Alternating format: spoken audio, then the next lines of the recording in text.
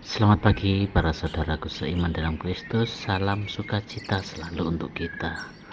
Marilah kita siapkan hati dan pikiran kita untuk mendengarkan firman Tuhan. Tuhan beserta kita sekarang dan selama-lamanya.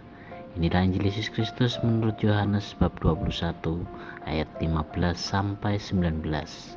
Dimuliakanlah Tuhan. Yesus yang telah bangkit menampakkan diri kepada murid-muridnya. Sesudah mereka sarapan, Yesus berkata kepada Simon Petrus, "Simon anak Yohanes, apakah engkau mengasihi aku lebih daripada mereka ini?" Jawab Petrus kepadanya, "Benar Tuhan, engkau tahu bahwa aku mengasihi engkau." Kata Yesus kepadanya, "Gembalakanlah domba-dombaku." Kata Yesus pula kepadanya untuk kedua kalinya, "Simon anak Yohanes, apakah engkau mengasihi aku?" Jawab Petrus kepadanya, "Benar Tuhan, engkau tahu bahwa aku mengasihi engkau." Kata Yesus kepadanya, "Gembalakanlah domba-dombaku." Kata Yesus kepadanya untuk ketiga kalinya, "Simon anak Yohanes, apakah engkau mengasihi aku?" Dan ia berkata kepadanya, "Tuhan, engkau tahu segala sesuatu. Engkau tahu bahwa aku mengasihi engkau." Kata Yesus kepadanya, "Gembalakanlah domba-dombaku. Aku berkata kepadamu, sesungguhnya ketika masih muda engkau sendiri mengikat pinggangmu, dan engkau berjalan kemana saja kau kehendaki. Tetapi jika engkau sudah menjadi tua, engkau akan mengulurkan tanganmu, dan orang lain akan mengikat engkau dan membawa engkau ke tempat yang tidak kau kehendaki." Hal ini dikatakan Yesus untuk menyatakan bagaimana Petrus akan mati dan memuliakan Allah. Sesudah mengatakan demikian, ia berkata kepada Petrus, "Ikutlah aku."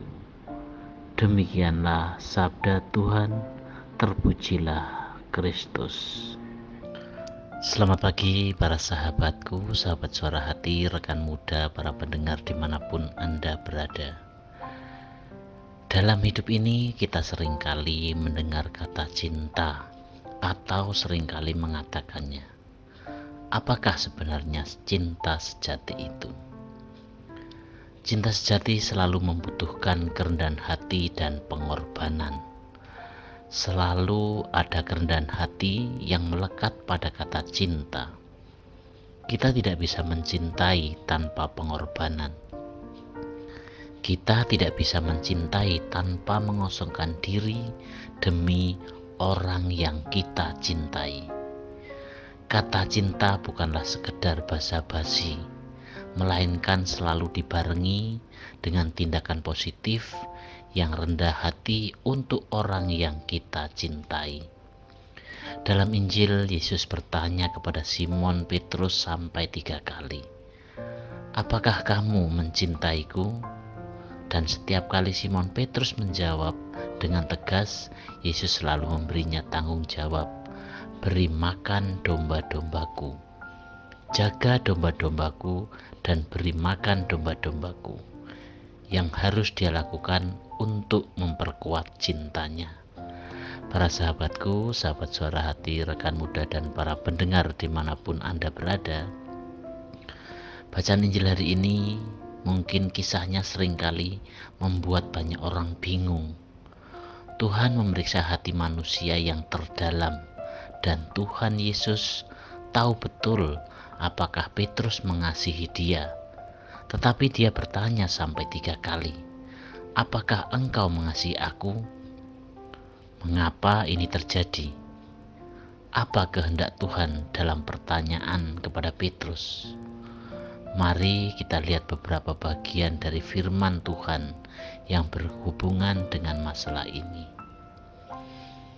Tuhan berharap agar manusia tidak hanya percaya dan mengikutinya, tetapi mampu dan benar-benar mencintai, menaati dan peduli kepada Tuhan, mengikuti jalan Tuhan dan sepikiran dengan Tuhan. Para sahabatku, sahabat suara hati, rekan muda dan para pendengar dimanapun Anda berada, kadang kita juga berkata bahwa kita berusaha untuk mencintai Tuhan. Kita tekun berdoa, membaca Alkitab setiap hari, namun kita berkorban dan bekerja untuk Tuhan agar kita bisa mendapatkan rahmat dan imbalan dari Tuhan, dan agar di masa depan kita akan dijauhkan dari bencana besar dan memasuki kerajaan surga untuk menikmati kebahagiaan abadi. Ingat, dalam pengorbanan kita untuk Tuhan, kita seringkali dan terkadang kita berpikir ada transaksi tututan, sehingga ketika terjadi bencana alam atau buatan manusia menimpa kita, atau ketika kita menderita siksa penyakit, atau ketika keinginan kita tidak terpenuhi, kita cenderung menyalahkan Tuhan dan salah memahami Tuhan, sehingga kita melakukan pemberontakan dan perlawanan terhadap Tuhan. Dan yang lebih menyedihkan adalah kita menyangkal dan mengkhianatinya setiap saat. Jika kita berperilaku seperti ini, dapatkah kita dikatakan memiliki kasih kepada Tuhan?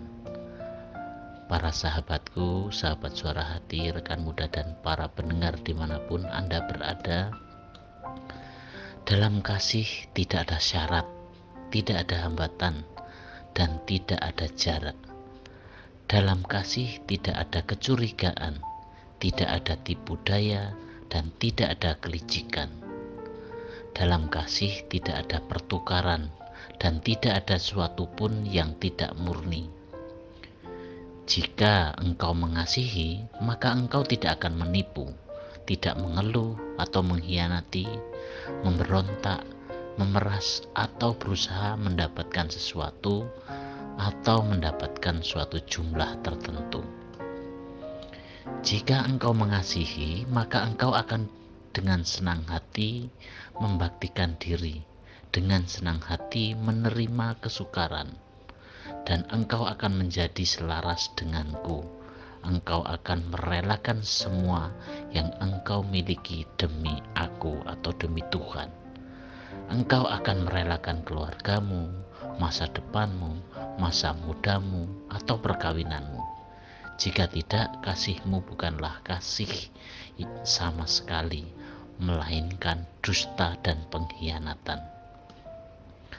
Seseorang yang mengasihi, mereka tidak mengeluh atau mengkhianati Tuhan ketika bencana alam atau buatan manusia menimpa mereka, atau ketika mereka mengalami pencobaan dan kesengsaraan. Jenis cinta seperti ini nyata dan murni, dan itu adalah sesuatu yang Tuhan inginkan. Para sahabatku, sahabat suara hati, rekan muda dan para pendengar dimanapun Anda berada, Petrus yang berusaha untuk mencintai Tuhan sepanjang hidupnya. Pertanyaan yang Tuhan Yesus ajukan berulang kali kepada Petrus, apakah engkau mengasihi aku? Memotivasi Petrus untuk memulai perjalanannya mencintai Tuhan sepenuhnya, dan akhirnya dia disetujui dan diberkati oleh Tuhan. Dengan demikian, jika kita dapat meniru Petrus dan mengejar untuk mencintai dan mengasihi Tuhan dalam segala hal, Tuhan tahu seberapa kita mengasihinya, dan hanya Dialah yang mampu mengajar kita untuk mengasihinya dengan kasih yang Ia kehendaki. Kita sungguh-sungguh bergantung penuh pada kasih dan kemurahan Allah yang membaharui dan mendewasakan kasih kita. Siapa yang menjaga domba miliknya? Dia dan kita alat perpanjangan tangan Tuhan itu. Kita semua dipercaya oleh Tuhan untuk menjadi gembala.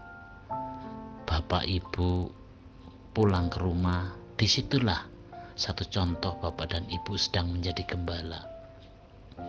Teman-teman muda dalam pergaulan keseharian, teman-teman muda, disitulah tugas teman-teman sebagai gembala. Datang ke gereja, kita pun diberi kepercayaan oleh Tuhan untuk menjadi gembala yang menjaga kawanan domba miliknya. Demikianlah permohonan kita hari ini. Marilah kita akhiri dengan doa. Dalam nama Bapa dan Putra dan Roh Kudus. Amin. Bapa dalam surga, cahaya kasih kami, Engkau telah membukakan kami jalan menuju hidup yang kekal dengan memuliakan Putramu dan mengutus Roh Kudus-Mu. Semoga cinta bakti dan iman kami selalu bertambah. Amin. Dalam nama Bapa dan Putra dan Roh Kudus. Amin.